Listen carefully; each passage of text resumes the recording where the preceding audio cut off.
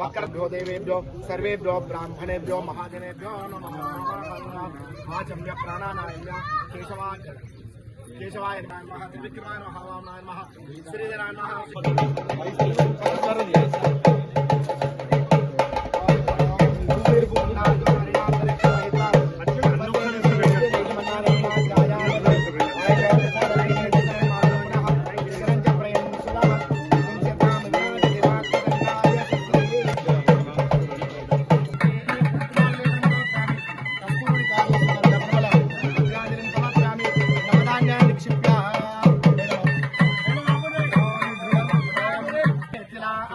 मुद्गाष्टमय खलवाष्टमय गोधूमाष्टमय मसुराष्टमय प्रिंगवष्टमय श्यामाकाष्टमय निवाराष्टमय गर्ते गर्ते नवधान्यान् निक्षिप्य पितामहः तं भागं चित्रमे एमहे इति नवरत्नान् निक्षिप्य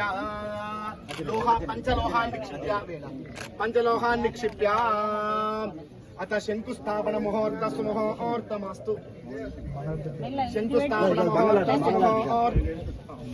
ओम गट्टे दबड़े वाले शिवशंकर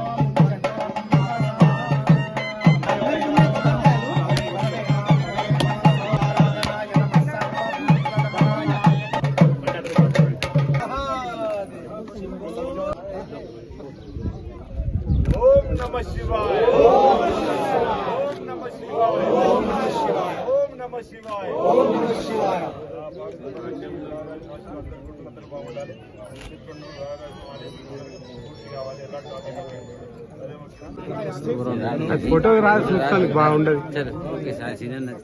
గంతే అమ్మ వెనకాల వచ్చారు అమ్మ వెనకాల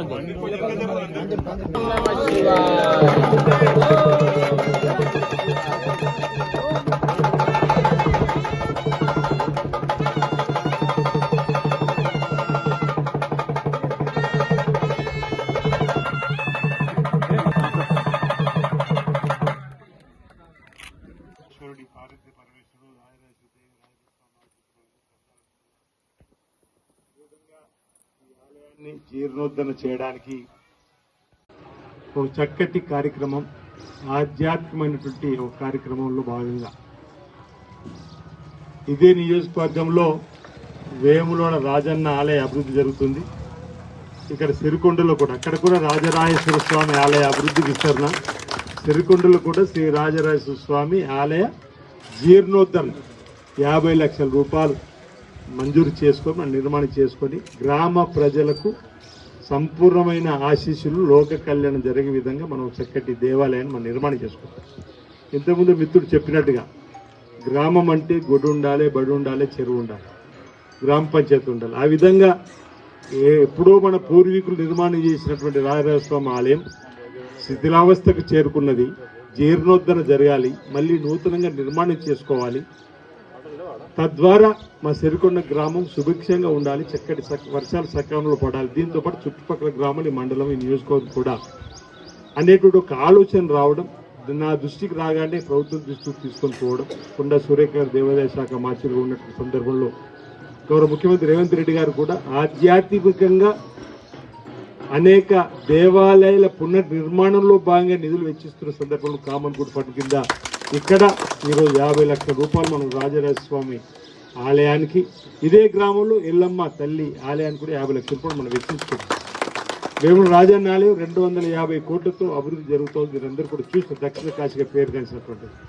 అదేవిధంగా దేవాలయాల పునర్నిర్మాణము, జీర్ణోద్ధరణ, ఆలయాల విస్తీర్ణలో భాగంగా బాసర నుంచి భద్రాచలం వరకు ఒక జోన్గా ఈరోజు బాసర సరస్వతి అమ్మవారి ఆలయమే కానీ, ధర్మపురి ఆలయమే కానీ, కాళేశ్వరం ముక్తేశ్వరం సంబంధించినటువంటి స్వామివారి ఆలయమే కానీ, భద్రాచలం సంబంధించిన ఆలయమే కానీ, అదేవిధంగా వేముల రాజన్న ఆలయంతో పాటు మంచిరేవులు హైదరాబాద్ నడిబొడ్డున నిర్మిస్తున్నటువంటి ఓంకారేశ్వర స్వామి ఆలయం కానీ, ఈ విధంగా 2000 పైచిలకు కోట్లని ఈరోజు గౌరవ ముఖ్యమంత్రి రేవంత్ రెడ్డి గారు భారతదేశంలో ఏ దేశంలో కూడా ఒక ఆధ్యాత్మికమైనటువంటి వాతావరణంలో దేవాలయాల జీర్ణోద్ధరణకు, పునరుద్ధరణకు, విస్తీర్ణకు ఇంత పెద్ద మొత్తం నిధులు వెచ్చించిన సందర్భాలు లేవు.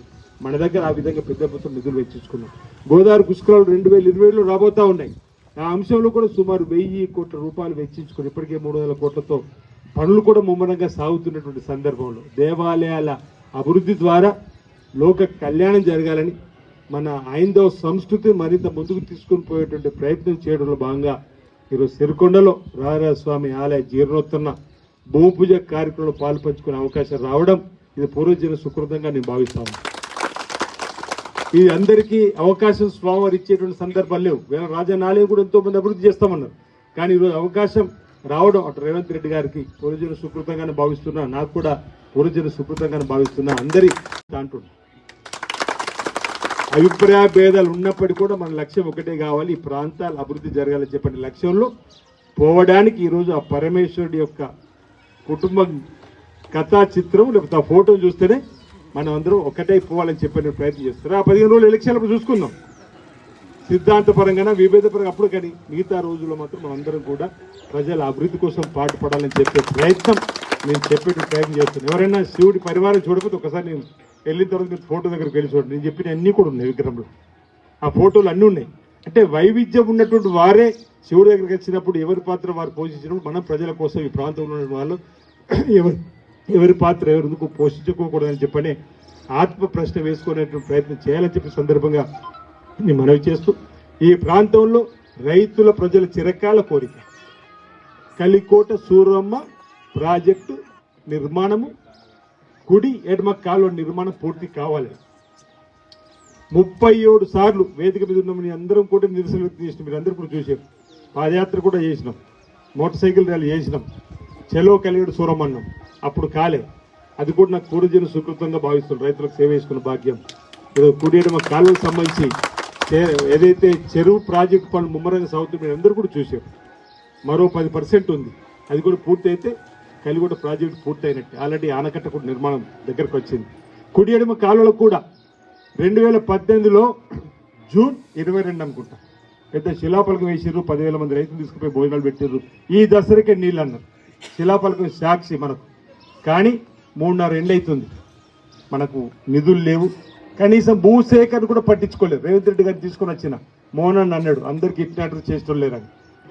ఆ మోహన్ అన్న ఏం పేరంటే మోహన్ రెడ్డి చెప్పాను, మోహన్ అన్న మేము అధికారంలోకి వచ్చిన తర్వాత ఈ కలిగొండ సూరం ప్రాజెక్టు చేసే బాధ్యత మాది, కుడి ఎడమ కాలు చేస్తామని చెప్పాను.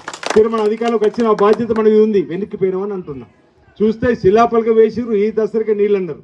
కానీ భూసేకరణ కూడా రూపాయి ఇవ్వలేదు. కానీ మనం వచ్చిన తర్వాత ఇప్పటికీ 80 కోట్ల రూపాయలు కుడి ఎడమ కాలువలకు ఇచ్చినాం. కాంట్రాక్టర్ కూడా రెడీ ఉన్నాడు. ఈ లోపలనే రైతులకు మిగతాది ఎడమ కాలం మొత్తం ఇచ్చేసినాం.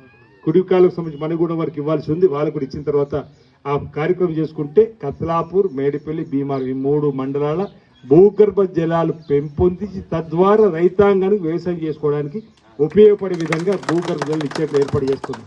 ఈరోజు దీంతో పాటు రైతులకు మరి కరెంటు కూడా కావాలి. రేపు భవిష్యత్తులో లో వోల్టేజ్ ఇబ్బంది ఉండకూడదని చెప్పండి మండల కేంద్రంలో 220 సబ్స్టేషన్ తీసుకుని మీరు చూసుకోవచ్చు. పోలీస్ స్టేషన్ పక్కన 220 సబ్స్టేషన్ పనులు నడుస్తున్నాయి. ఈ 220 సబ్స్టేషన్ ఉమ్మడి కరీంనగర్ జిల్లాలో దుర్షేడ్లో ఉంది. పూర్వజన సుకృతంగా భావిస్తున్న అందరి సహకారం. నేను ఈ పుణ్యం ఇంతకుముందు మీరు బ్రాహ్మణోత్సవం వేద పండితులు చెప్పినప్పుడు కూడా మీకు చూడడం జరిగింది. ఈరోజు ఈ పూజలో ఒక వ్యక్తి కోసం కాదు, ఒక సమూహం కొరకు గ్రామ ప్రజలు, ఈ ప్రాంత ప్రజలు, యావత్ దేశంలో ఉన్నటువంటి ప్రజలందరూ కూడా సుఖంగా ఉండాలని మనం చేసేటువంటి పూజా ఫలితం ఆ విధంగా అందరికీ అందాలి. అందుకే లోక కళ్యాణం పేరు మీద మనం ఈరోజు ఇక్కడ కార్యక్రమాన్ని నిర్వహించుకున్నటువంటి సందర్భాన్ని తీసుకొని రావడం జరిగింది. మీరు అందరూ కూడా చూశారు. భవిష్యత్తులో కూడా అందరికీ ఆ దీవెనలు అందాలని చెప్పండి. ఈరోజు మనం ఎలినో ప్రభావం అంటే భయపడ్డాం, కానీ కొండగట్టు అంజాన్ని ఆలయం చుట్టూ గిరి ప్రదక్షిణ చేసిన మన ప్రాంతంలో ఒక నమ్మకం, ఒక విశ్వాసం. దరుపు లక్ష్మీనరసింహ ఆలయంలో లక్ష్మణ్ కుమార్ గారు అయితే, కొండ ప్రభాకర్ గారు, నేను, సత్యం గారు, వేరు రాజన్న ఆలయంలో తుమ్మల నాగేశ్వరరావు వచ్చారు. అక్కడ కూడా వర్ణ్యాయం కూడా చేసే సందర్భంలో మన గ్రామాల్లో చేస్తాం. పోచమ్మ తల్లికి, ఎల్లమ్మ తల్లికి ఎలాంటి కీడు రాకుండా చూడు తండ్రి మా గ్రామానికి, మా బిడ్డలకు అంతా మంచిగా చూడంటే మన ఒక ఆచారాన్ని, సాంప్రదాయాన్ని, సనాతన సాంప్రదాయాన్ని కాపాడుకుంటూ ముందుకు పోయేటువంటి ప్రయత్నం, మన హైందవ సంస్కృతిని కాపాడుకునేటువంటి ప్రయత్నం ఈ ప్రభుత్వం చేస్తుంది. అందుకు నిదర్శనం ఈరోజు సిరికొండలోనే రారాష్ట్రం దేవాలయ ఆలయానికి 50 లక్షలు, ఎల్లమ్మ తల్లి ఆలయానికి 50 లక్షలు అనేటువంటిది ఇవ్వడం జరిగింది. ఈరోజు మనం శివుడి పరివారాన్ని చూస్తే వేములవాడలో శ్రీ విధుశేఖర భారతి గారు జగద్గురు, శ్రీ శ్రీ శ్రీ విధుశేఖర భారతి గారు జగద్గురులు మనకు ఎక్కడైతే వేముల రాజన్న ఆలయానికి సంబంధించినటువంటి కార్యక్రమంలో పాల్పంచుకుంటూ ఒక కథ చెప్పడం జరిగింది. ఇక్కడ నేను భూమి పూజలో మమ్మల్ని కూర్చుని పెట్టినప్పుడు ముంగట చిత్రపటాన్ని మీరు పెట్టారు. శివుడి పరివారం ఉందల్లా. మీరు చిత్రపటాన్ని చూడండి, ఒకసారి గమనించండి. పార్వతీ పరమేశ్వరుడి చిత్రపటాన్ని మనం పెట్టినాం. అందులో పార్వతీ పరమేశ్వరుడితో పాటు వారి వాహనం నంది ఉన్నది. అదేవిధంగా నాగదేవత ఉన్నది. అదేవిధంగా గంగమ్మ ఉంది. వినాయకునికి సంబంధించి ఎలుక వాహనం చెప్తున్నా. అమ్మవారికి వాహనం సింహం. అంతే కదా? అంటే ఆ ఫోటో మీరు చూస్తే ఒకసారి వైవిధ్యము, వైరుధ్యం ఉన్నటువంటివి అన్నీ కూడా స్వామి సన్నిధిలోకి వచ్చి, అంటే ఎందుకు చెప్పదలుచుకున్నా అంటే నేను పార్వతీ పరమేశ్వరు సన్నిధిలో ఏ విధంగా అయితే వివిధ భావాలు, విభిన్న భావాలు ఉన్నటువంటి వాళ్ళు స్వామివారి దగ్గరికి వచ్చినట్టు ఏ విధంగా ఎవరి పాత్ర వాళ్ళు పోషిస్తుర్రో మనము కూడా అభిప్రాయ భేదాలున్నా, భిన్నాభిప్రాయాలున్నా గ్రామాభివృద్ధి లక్ష్యంగా పోవాలని చెప్పి, నియోజకవర్గాభివృద్ధి లక్ష్యంగా పోవాలని చెప్పండి. సింహము ఎద్దును తినాలనుకుంటుంది, అవునా కదా? కానీ ఇక్కడికి వచ్చిన తర్వాత నాగుపాము ఎలుకను తినాలనుకుంటుంది, కానీ ఇక్కడికి వచ్చిన తర్వాత నేను ఎందుకు చెప్తా ఉన్నట్టు నాగుపాము ఎలుక ఒకే దగ్గర, నంది శుభం ఒకే దగ్గర. అంటే శివుడి పరివారంలో వైరుధ్యాలు ఉన్నటువంటివే స్వామివారి సన్నిధిలోకి వచ్చినప్పుడు ఏ